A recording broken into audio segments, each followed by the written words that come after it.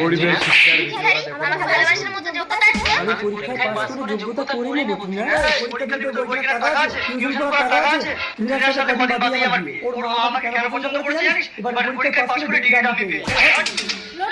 এই কি ব্যাপার, তোমরা সব টিউশন করতে এসে দাঁড়িয়ে আছো কেন? আসামকে প্রতিদিন টিউশন পড়ানোর সময় তুমি গালা গালা গালা টিউশন। স্যার আমি ফ্রিতে টিউশন পড়াবো। না না আমি ফ্রিতে পড়াবো না। আই চলে আসো সবাই। এই চল এই যে সংখ্যা এই লোকটা বিক্রি করে টিউশন করবে। না লোক, আমি পরীক্ষায় পাস করে যোগ্যতা করে 3 লাখ দিয়ে করব।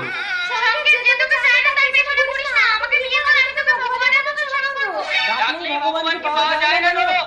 আচ্ছা তোমরা সাইন পাস টাইমের ফর্মুলা জানো? না স্যার। এই কেউ কি বাচ্চা জানা দিয়ে? এই সবাই বেরিয়ে এসো তো এই ঢাকা স্যার কত টিউশন পড়ানোর সময় জানা দিয়ে তুমি সব শেখে না।